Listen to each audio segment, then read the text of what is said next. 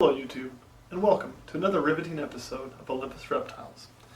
Today we have actually a pretty cool, interesting story for you that I'm a little proud of. We have this cage here. This is an old, kind of crappy cage we had laying around.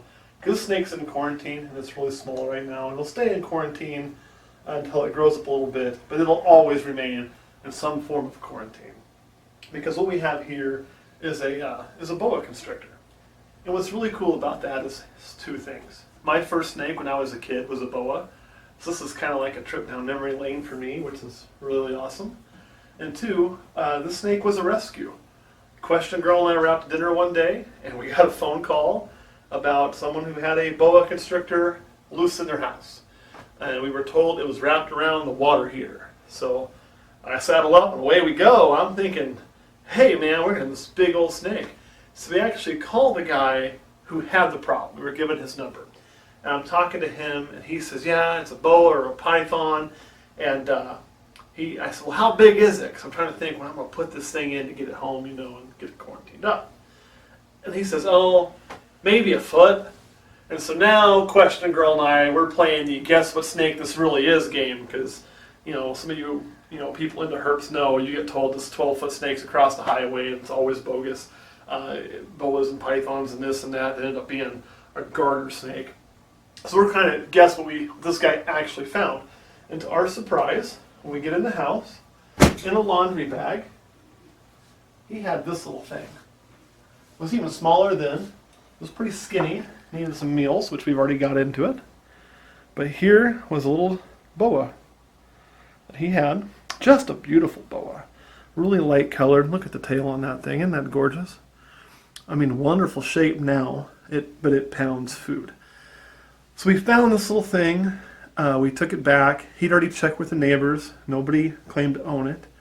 And eventually we did get a call about where it was supposed to be and that they'd given the original owner a number, which was fine. They never called.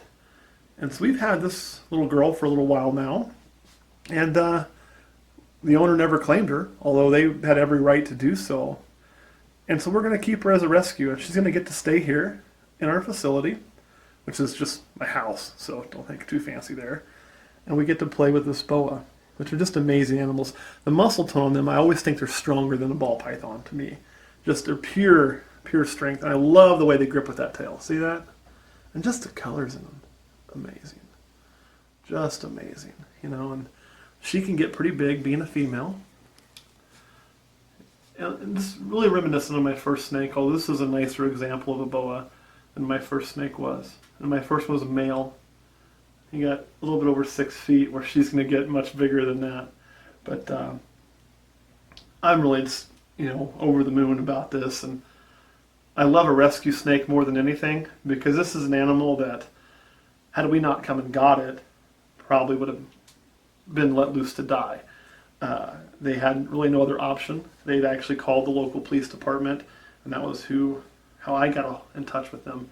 So nobody was coming to get it, and if we didn't. So to give this great animal a chance to have a great place to be, it's just amazing, I think.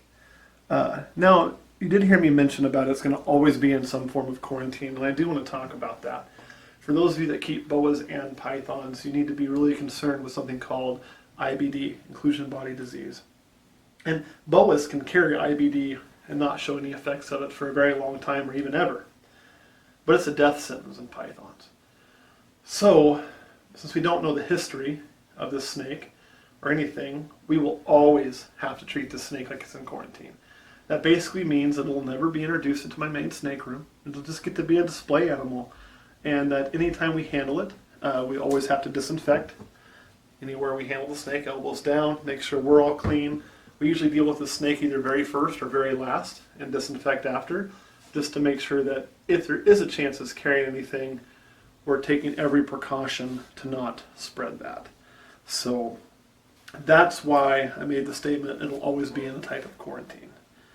And it is a good thing to do if you are going to keep both. Question Girl's back with us today. She's been a little busy, but she is still around. Question Girl, do you have any questions or comments to add about our wonderful boa here?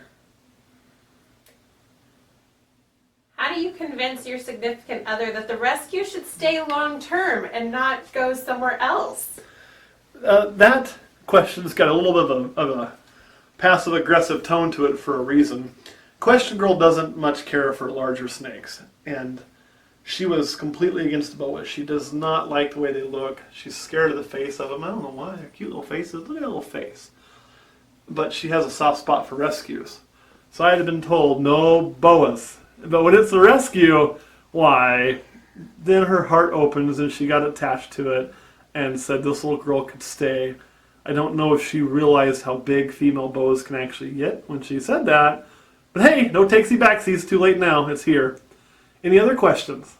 How long will boas typically get, and what's their average lifespan? Well, the average lifespan is like most snakes. I mean, they can go over 20 years, up to 30 years. But usually that's kind of the range. And there's a lot of difference in boa length. So like your males, they can top out about 6 foot, usually 6 to 7 feet.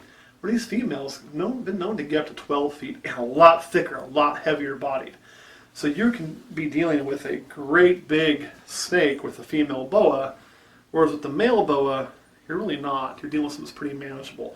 So there is a huge difference in size between males. So any other questions? I know y'all missed her. I'm trying to think. You have her in a quarantine room, and this one has different substrate than what you're currently trying out in the reptile room. Eventually, will this reptile also get the coconut substrate, or will you stick with aspen since it's a full-time quarantine animal? Well, now we have to do these videos in a certain order since you kind of ruined one of our videos we just filmed today. And yes, this will eventually get coconut. For those of you watching, now we'll post the coconut versus aspen video before this one. We actually filmed them on the same day.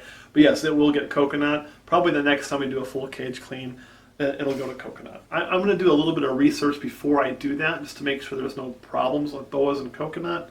But there's nothing I can think of that would prevent me from doing that. So you also mentioned that this animal pounds food.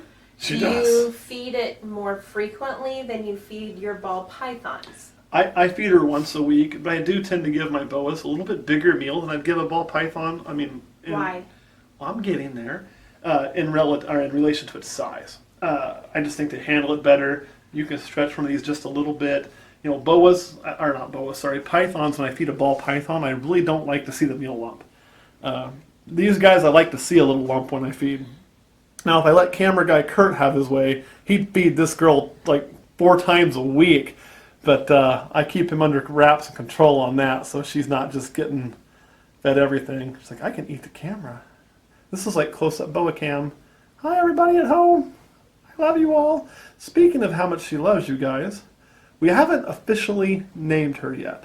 And we're open to suggestions, but here's a kicker. She's going to be named with the Olympus theme. So you got to give me goddesses. She's a little girl, okay? Goddesses and those kind of names that fit that kind of realm. And I want something to do with luck, because I think she's pretty lucky to get to come to some professionals as opposed to being found in some dude's shower wrapped around the hot water turn-on valve, which is where she actually was, not the hot water heater. So if you can think of something, post it up there, and hey, maybe we can get a name that way. So there you go.